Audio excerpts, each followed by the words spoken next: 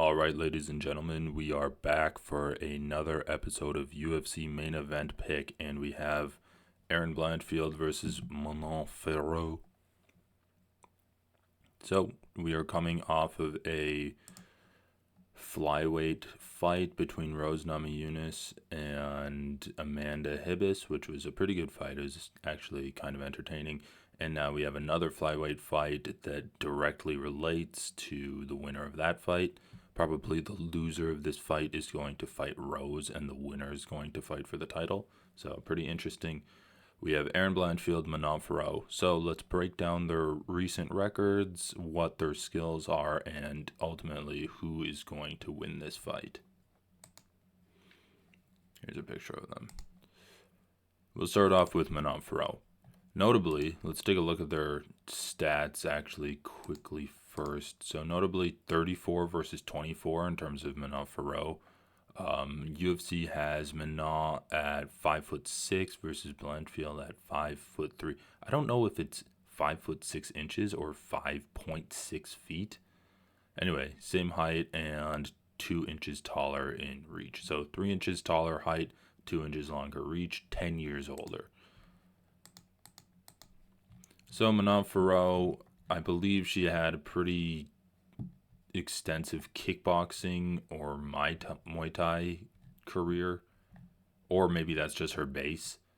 Anyway, so she wins in UAE Warriors. She comes into the UFC in 2021 and TKOs Victoria Leonardo. Then she TKOs Tabitha Ricci, beats Myra Bueno Silva, beats Jennifer Maia, beats Caitlin Chikagian, now Caitlin Sermonara. That was actually a pretty close fight. And then she beats Rose Namajunas, just outstrikes her over the course of 3 rounds. That was also a close fight. So I think this is a really good stepping stone for her.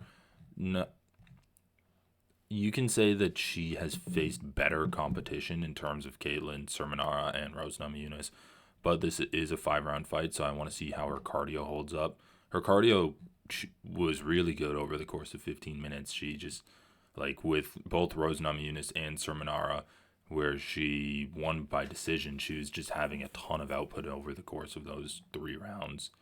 And now she's fighting Erin Blanchfield. So let's just quickly run over Erin Blanchfield's UFC career. Let me move this to the side a bit.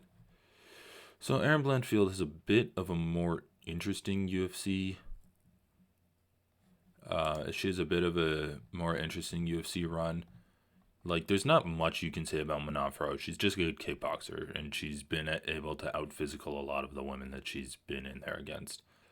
So Blanchfield comes in against Sarah Alpar, and then she fights Miranda Maverick, and she was a huge favorite. I'm like, Miranda Maverick's good. Why is she such an underdog?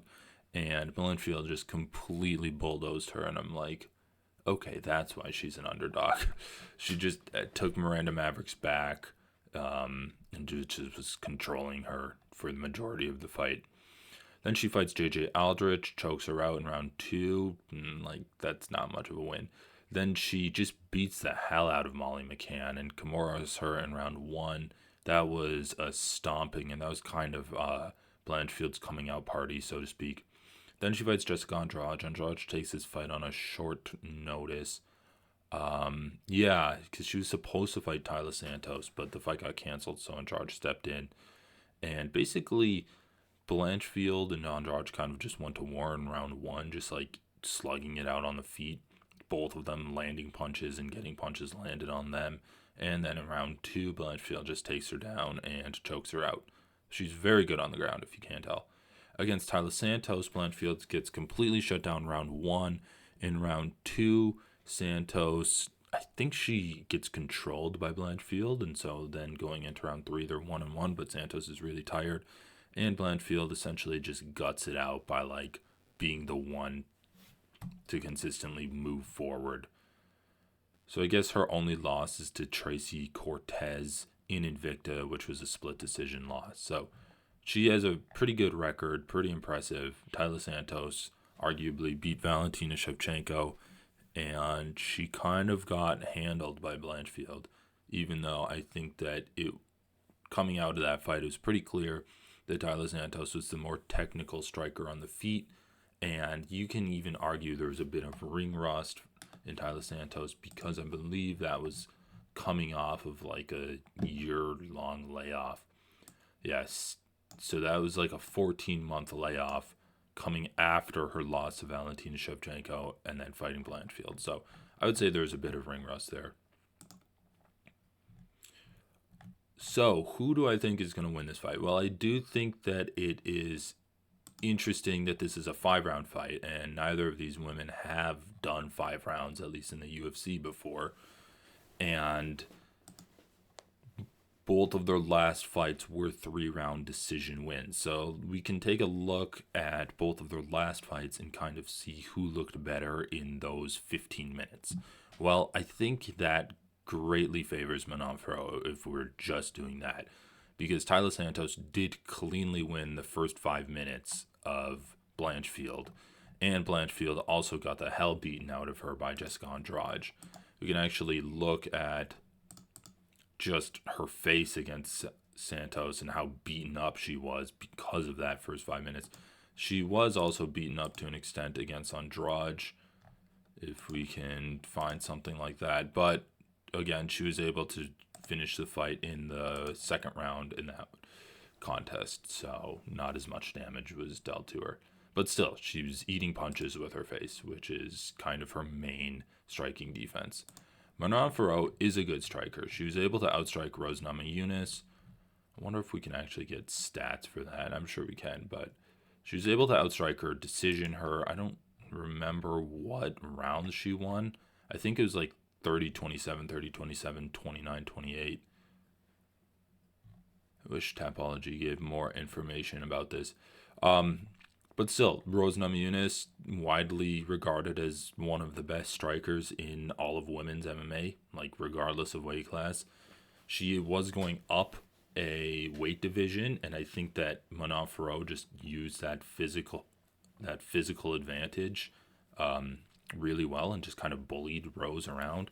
She was able to take her down, defend Rose's takedowns, and also just out physical her in the striking. Just her strikes landed with more of an impact than Rose's strikes. And I think she can do the same against Blanchfield. Blanchfield has the grappling advantage, but I don't see Manon Fiorot getting taken down by her. Most of the people that Blanchfield takes down are, well, Molly McCann, who kind of had no takedown defense at all. I think she actually threw a kick or something and Blanchfield just caught it and took her down. Or Blanchfield just level changed and got her down easily in round 1. I mean, no fight at all. Comparing Manon Fiorot's wrestling to Molly McCann's wrestling is, there's no comparison there. Manon Fiorot's on another level. Rose Namajunas tried to take down Benoit Saint-Denis, and that didn't work. And then Blanchfield took down McCann. She was able to control Tyler Santos against the cage, and she was able to take down Andrade, but Andrade has been taken down by pretty much every opponent she's fought before. So again, someone with not a lot of takedown defense. When I look at Erin Blanchfield's game, it's just someone who doesn't have everything all put together, which is completely fine. I think she became a pro MMA fighter at age 17. Well, she's 24 now, and she started pro MMA in 2018, so that was 6 years ago. So yeah, 17, 18 when she started her pro career. She's still extremely young in this sport, and she's been fighting it for 6 years. And you can definitely tell what she's been working on, right? Her ground game is super solid. She has the takedowns that are there. Her striking needs work. And I also think just the transitioning from the striking to the grappling needs work. And that's one of the hardest aspects of MMA for any MMA fighter to get. I think this is going to be a beating by Manon Fiorot. I think Manon Fiorot is just going to defend all of her takedowns. I don't think that Blanchfield's going to really have anything for her on the feet. I mean, we've seen Manon Fiorot fight against the best strikers that this division has to offer.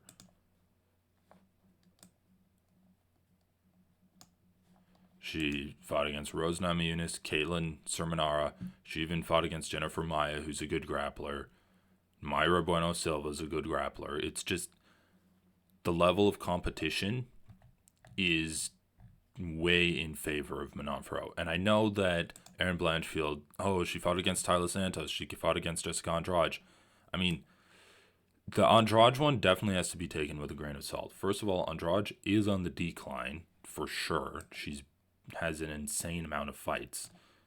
And this was an extremely short notice fight where Jessica Andrade thought she could just take her out with sprawl and brawl, essentially. And that just didn't work because Blanchfield is tough. Manon Fiorot's going to have to pace herself. She can't blow her gas tank. And she's going to have to stay vigilant to defend the takedowns because that is a way that Blanchfield can just win the rounds. Taila Santos, she did have that 14-month layoff. That could be a factor in how she just imploded against Blanchfield. But we just have to remember that Blanchfield's beating these people. Okay, Molly McCann she just beat because she had way better skills than McCann. But she's beating Santos and Andrade just because I would say that both of those Brazilian women didn't take Blanchfield really seriously. They thought they could just beat her up on the feet and not really have to worry about anything else coming back their way, and they kind of paid the price for it. Taila Santos gassed out. Jessica Andrade was getting damaged, and she gassed out, and then ultimately Blanchfield just gutted out a win. I don't think Blanchfield's going to be able to gut out a win against Manon Fiorot because I think Manon has the same kind of striking acumen that Taila Santos has. I think she has similar power to Andrade, obviously not as hitting as hard as Andrade, but probably the same kind of brute physicality as Andrade. But I think she's going to be able to pace herself way better against Blanchfield and have better anti-grappling against Blanchfield than both Santos and Andrade did. So ultimately, I'm going to pick Manon Fiorot by I think it's going to be a decision, but I think it's going to be a fight where Blanchfield's going to get really battered. I think Manon's probably going to start off pretty light in the first round. The first round's going to be close. And then Blanchfield's going to be hunting for takedowns. So I think that there are going to be times where she has Manon pressed up against the cage for 30 seconds, a minute and a half.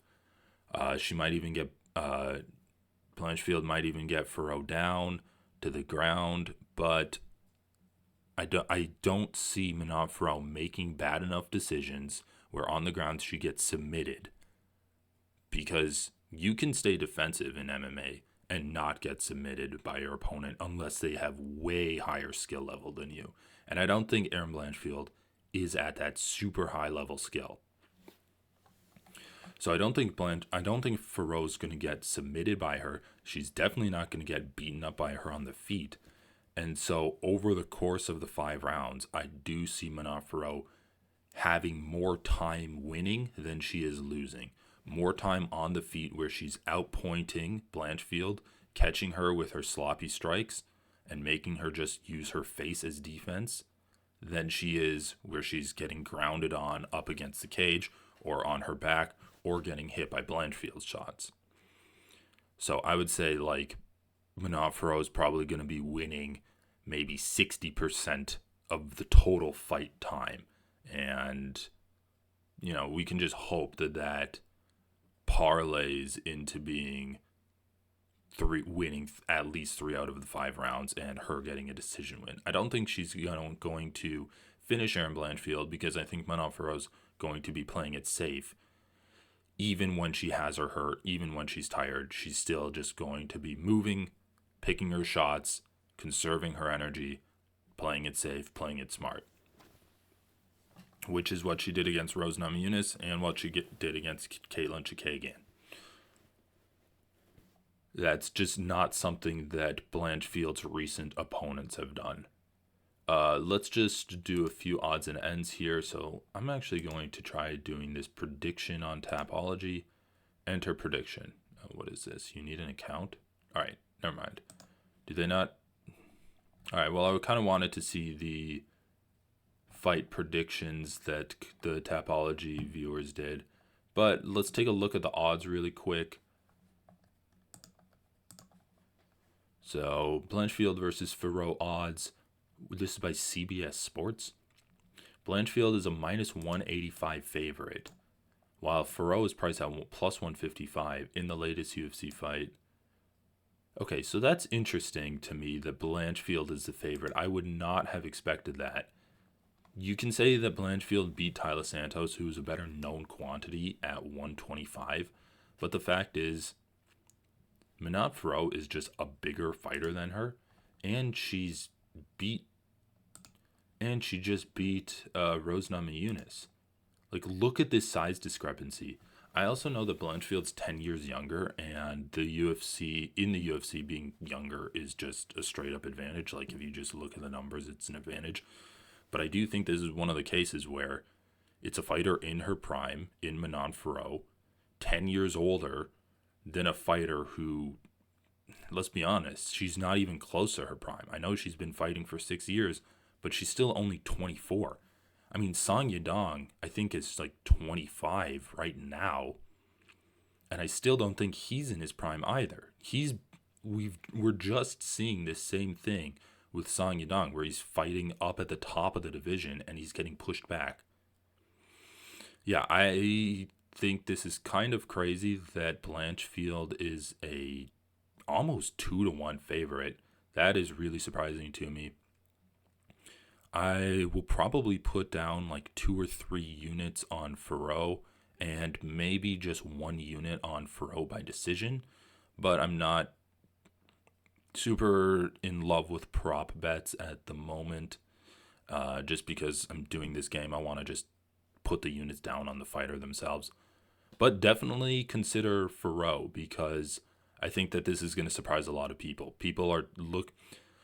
What's surprising to me about these odds is, you're judged based off of your last performance, right? So Fiorot beat Rose Namajunas.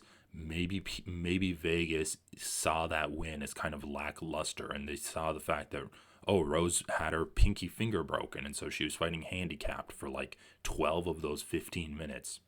So and Manon didn't look that incredible, so maybe she's not that good. Same with the Caitlin Chikagian fight, where I believe that was a split decision, where Manon, again, didn't look that dominant over Caitlin Chikagian. But I do think that Rose and Caitlin are a level above Erin Blanchfield, and definitely a level above the competition that Erin Blanchfield's been facing. But what's surprising to me is, if you're getting judged off your last performance, Blanchfield didn't look good against Santos. She got her ass handed to her in round 1 and only won the fight by gassing Santos out, by just continuously coming forward and refusing to give up. That's a great quality to have, but when you're fighting against a high-level kickboxer like Manon Fiorot, who knows how to conserve her output and defend takedowns, that brute willingness to move forward and never quit isn't going to win you the fight. So I think this is going to be where Erin Blanchfield gets put down a peg or two. And I really like Erin Blanchfield as a fighter. I'm sure as a person she's nice, but she's super entertaining to watch. So don't get me wrong, this is not me rooting against Blanchfield. But we've seen this time and time again, where the younger fighters rising through the ranks, and then they get swatted down by someone more experienced and more skilled than them. So anyway, drop your predictions down below. My official prediction, Fiorot by decision. Probably going to put 3 units down on Fiorot at plus 150. That seems to be about the odds. Let me know your predictions. Let me know what other fights you're looking forward to this week. I think the only one I'm really looking forward to is just the return of Chris Weidman. And he's fighting against Bruno Silva, so that should be fun. Chidi Njokuani's an entertaining fighter. Maybe we'll see if Vicente Luque has any juice left in his tank. But yeah, the prelims are kind of bad. Lupi Godinez is another good fighter that I'm kind of looking out for on this card. Let me know what you're looking forward to. Oh, also Anton Turkalj, great fighter. Love the pleasure, man. All right, all. Thanks for watching. Have a great week. Enjoy the fights.